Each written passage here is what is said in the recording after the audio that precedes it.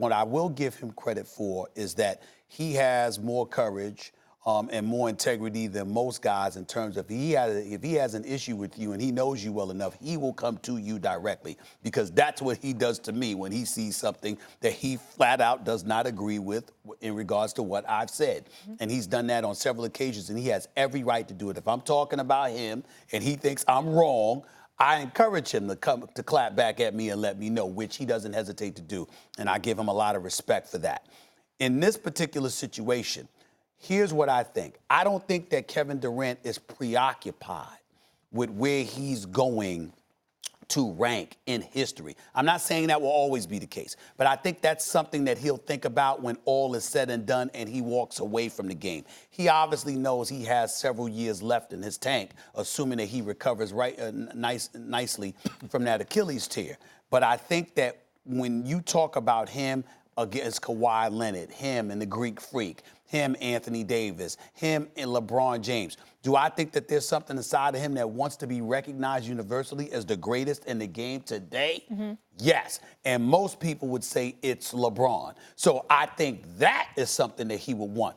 But when we talk about the greatest in history, the Birds, the Magics, the Jordans, and everybody else, I don't think that's something that KD preoccupies himself with at all. I think when he makes that kind of statement that it's not something that moves him, it's that he ain't thinking about that at all. He's thinking about the here and now, because he can't control how somebody views Jordan or Kareem or anybody else. But he does believe that he can have some influence over how you should be looking at today's players who he's going against right now. Well, maybe that's true. Maybe what I'm saying is a byproduct of his focusing on the now, right? And so if he does all that, he can wind up on those lists. But it still speaks to the point that KD wants to be the best. He's very competitive. Mm-hmm. Tries to play it off in certain ways, like he's not as much. But clearly, being second banana to Russell Westbrook in terms of the mentality, being the beta to his alpha bothered him. He got out of that situation. Then on the Warriors, he said, well, it was always them and me. It was separate. No, really what it was is you said the weakest move ever by a superstar. I've said you're reverse engineering your greatness. Rings are supposed to prove something about you. All this proves is when you put another all-star on a team like that or an MVP player, they can't lose. It doesn't say the things you're trying to say. The decision he made to go to Brooklyn, the biggest market in the world, New York City, starving for a championship in basketball in the NBA since 1973, starving for a championship on any major league level, unless you count the ABA with Dr. J, since the 50s with the Brooklyn Dodgers, if you're just looking at Brooklyn. When you make that choice with all that pressure, the media scrutiny, without any guarantee you're ever going to win, what you're saying is, here's a challenge that I'm going to leave no doubt. I'm going to prove everything that people are saying about me wrong and validate everything. Yeah. If he does that, he's in the uppermost echelon. Couple of things to look at here. Number one, as you pointed out, Cleveland did win the championship, 4 years ago or so. They acquired, Golden State lost. They acquired Kevin Durant. They win the next two. Kevin Durant goes down, and they lose to Toronto. There is no doubt in anybody's mind that if Kevin Durant was healthy, Toronto Raptors would have been done in 5 games. Easy. Mm-hmm. They'd have been smoked. We understand the difference that Kevin Durant made. Okay, so we understand that. And I think the point that needs to be made in defense of him is in regards to this. I think that Kevin Durant is not somebody that sits around and watches somebody praise LeBron, praise Anthony Davis, or the Greek Freak, and reacts to that. What Kevin Durant reacts to is that he's on the court displaying his greatness, career 27-point-per-game scorer, 49% shooting from the field, 38% from three-point range, one of the most prolific, efficient scorers in NBA history that we've ever witnessed, and we see people trying to get at him and diminish him. That's what he's responding to. And so when you look at it from that perspective, that's when I can understand him clapping back. I can understand somebody, if he's sitting at home minding his business, and all we're saying is, you know what, LeBron is the greatest, Kevin Durant's up there, Greek Freak, this and that would be one thing.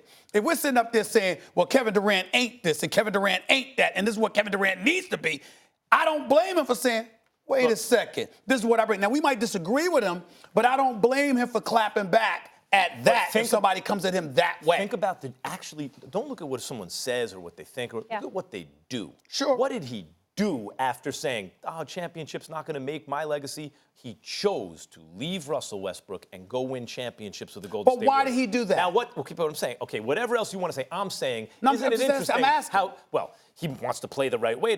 No, he knew he's not going to be entertained seriously in those conversations if he's not a champion. He knows what it is. He protested that it's not important to him, but it was. The reason I'm bringing that up is this. When you talk about the all-time greats, and this is why I bring it to all-time, of all the non-bigs, there's only one guy other than Jordan in the conversation. There's Michael Jordan. There's all the bigs, Bill Russell, Wilt Chamberlain, Kareem Abdul-Jabbar, Shaquille O'Neal.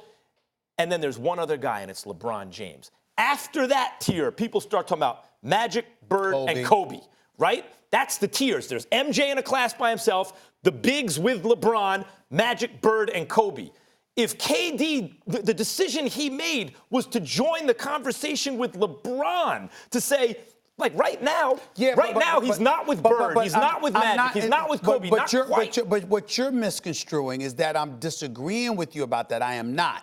What I'm saying is, let's get into why he left Oklahoma City, not why he went to Golden State. All right. I'm saying when you think about why he left Oklahoma City, we talked a lot about the Russell Westbrook element. We didn't talk enough about the Sam Presti element. We didn't talk enough about because Sam Presti certainly knows how to build a roster. He certainly knows how to be an executive in the NBA. There's no questioning the man. Listen, Oklahoma City is one of the top winning teams in the NBA over the last decade. There's nothing to question. On the fly, making moves. There's nothing to question about Sam Presti in regards to that. There's only one thing. You had Scott Brooks and then Billy Donovan. With the players, the players that you have. So you pick dudes that you were comfortable with, but may not have necessarily been the best guys. And I respect those coaches, but they may not have been the best guys for those jobs. Yeah, that's all right, legit. so that has a lot to do with it too now. Thanks for watching ESPN on YouTube. For more sports highlights and analysis, be sure to download the ESPN app. And for live streaming sports and premium content, subscribe to ESPN+.